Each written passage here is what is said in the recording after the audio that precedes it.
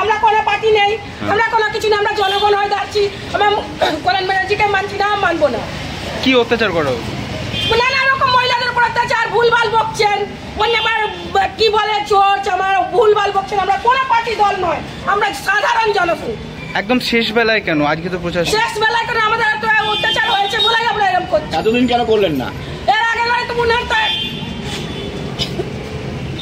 করলাম, এর আগে বার আমাদের যখন দরকার পড়েছে আমরা করেছি। কি চাইছেন আপনারা? আমরা চাইছি কল্যাণ ব্যানার্জি ক্ষমা না করলে আমরা মানছি না, মানবো না। কি করেছে কি সমস্যা বলুন?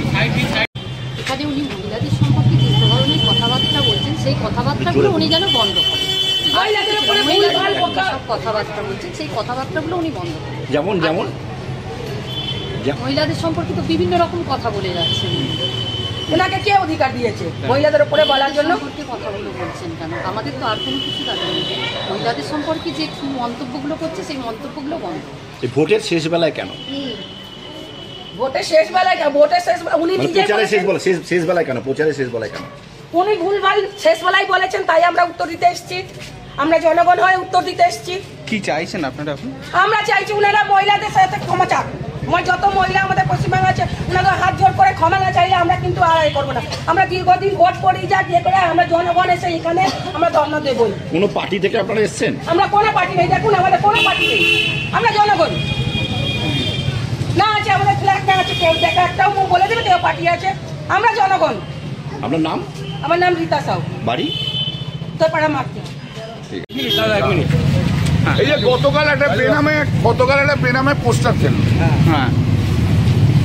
নাম নেই, সাহস করে নাম দেয় আগে, তবে না বুঝবো এক বাপের ছেলে। সাহস করে এখানে 5 মিনিট দাঁড়া, তবে না বাপ বুঝবো যে এক বাপের মেয়ে, তাই না? একটা পোস্টার ফেললো, তারা ওরা সব জায়গা থেকে বলছে যে গতবারে বিজেপির যে ডোমজুরের প্রার্থী হয়েছিল তার লোকজনদের দিয়ে করিয়েছে। আর তারা এখন কি করছে, এটা আমি অনেকদিন ধরেই বলছি। আমার সঙ্গে যারা প্রেসের যারা ছিল পাড়াতে বলেছিল, আমি তো বলেছিলাম বদমাশি করলে কিন্তু এবার আমি ছাড়বো না। ওই ষষ্ঠী গায়ন পঞ্চায়েতে গুলি করে মেরেছিল আমাদের একটা ছেলে, এখনো পর্যন্ত আইসিসিউতে রয়েছে। সেই ছেলেগুলো এখন সিপিএম এবং বিজেপির সঙ্গে হাত মিলিয়ে করছে। 1.5 লক্ষ বেশি ওপরে বেশি ভোটে জিতবই, যাও, কেউ আটকাতে পারবে না। যত করছে তত নোংরামি ওদের পরিষ্কার। আবার সিপিএম বিজেপি দুজন মিলে এখন একসঙ্গে এক হয়েছে। আর সেলিম এসছিল না, সেলিম আসার পর থেকেই যত নোংরামি দেখো শ্রীরামপুর পার্লামেন্টে শুরু হয়েছে। সেলিমের মতো একটা নোংরা লোক, খুনি সেলিম, নোংরা সেলিম, সেই লোক হয় না।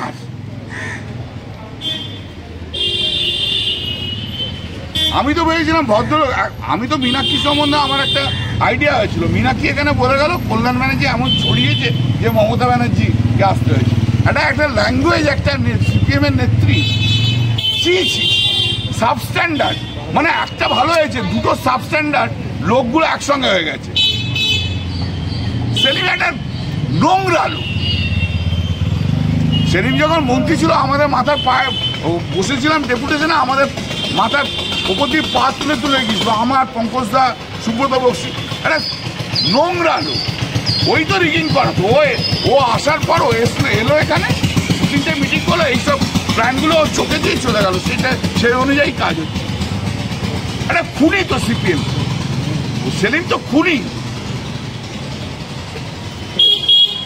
রূপে তোমার মুগ্ধ হব, এই তো নয় নতুন কথা, অলংকারের তুমি রূপকথা। Chowdhury gold and diamond, opposite Uttarpara police station. এখানে এসেছিল তো, আর তারপরে এই ইনসিডেন্টটা হলো। আমি যেটা অ্যাপ্রিহেন্ড করছি সেটা হচ্ছে বিজেপি আর সিপিএম দুজনে মিলে আমাকে উপরে অ্যাটাক করতে পারে যে কোনো মুহূর্তে। এটা আমি এখন যা দেখে শুনে যে অ্যাপ্রিহেনশন। সেলিম যেহেতু ঢুকেছে, সেলিম তো একটা মারকুটে লোক, গুন্ডা লোক, সব জায়গায় মারকুটে করে আসে, আর বিজেপির সঙ্গে অসম্ভব ভালো সেট। তারপরে এই ঘটনাগুলো ঘটছে, কাল থেকে তো অনেকগুলো ঘটনা ঘটছে সেলিম আসার পর থেকে। তা সেলিম নিশ্চয়ই একটা প্ল্যান করেছে, ও আর বিজেপির লোকেরা, ওর সঙ্গে কবি শঙ্কর বসুর কথা হয়েছে, দুজনে মিলে প্ল্যানিং সেট করেছে যে আমাকে বোধহয় আমার উপর অ্যাটাক করতে পারে। তাতে কোনো বাড়তি নিরাপত্তা রাখছে না, না নিরাপত্তা, মানুষ নিরাপত্তা, কিন্তু আমি বলে রাখছি কিন্তু ওরা এটা করবে। ইলেকশন আসছে তো, ইলেকশন আর তো সমস্ত প্রচার শেষ, এখন কিন্তু ওরা এটা করছে।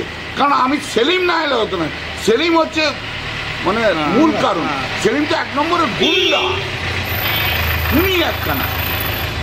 সেলিম গুন্ডা, নোংরা মনের লোক সেলিম। সেলিম এটা করাবে কিন্তু। ঠিক আছে।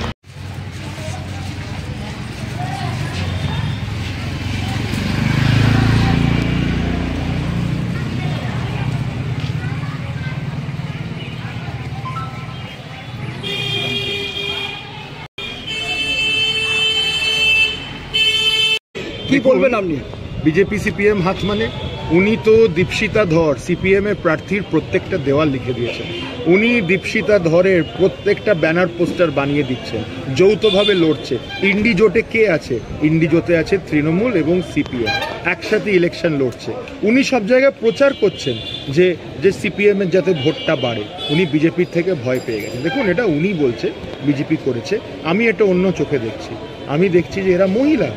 আজকে পশ্চিমবাংলায় মহিলাদের সাথে যেটা হচ্ছে, সন্দেশখালী, কোন্নগরে ধর্ষণ, শ্রীরামপুরে ধর্ষণ, আরও কত মহিলাদের নিয়ে যে ইনসিডেন্টগুলো হচ্ছে, মহিলারা আজকে ক্ষোভ দেখাচ্ছে। কল্যাণ ব্যানার্জি, ধরুন যেটা বলি, মহুয়া মৈত্র যে এত খারাপ কাজ করলো দেশকে নিয়ে, তাকে ডিফেন্ড করলো। যারা খারাপ কাজ করে, যিনি যাদবপুরের প্রার্থী হয়েছেন সায়নী, সে মা কালী, শিব ঠাকুরকে নিয়ে কুরুচিকর মন্তব্য, তাকে ডিফেন্ড করে। আজকে কল্যাণ ব্যানার্জির ব্যবহারের জন্য, উনি যেই ব্যবহার করেন, অশ্লীল ভাষা ব্যবহার করেন সবাইকার প্রতি, সেই ক্ষোভটা আজকে স্থানীয়। আপনি তো এটা অস্বীকার করতে পারবেন না, এরা সবাই শ্রীরামপুরের নাগরিক, এদের নিশ্চয়ই রাগটা উঠে এসছে। তাই এদের বক্তব্য সবাই এরা বিজেপির লোক এবং বাকি লোককে পয়সা দিয়ে ইটভাটা থেকে নিয়েছে। আপনি কি বলবেন? এটা তো কল্যাণ ব্যানার্জির কথা। পয়সা দিয়ে গুন্ডা ওনারা পালেন, এটা বিজেপির কাজ। ঠিক আছে, ধন্যবাদ।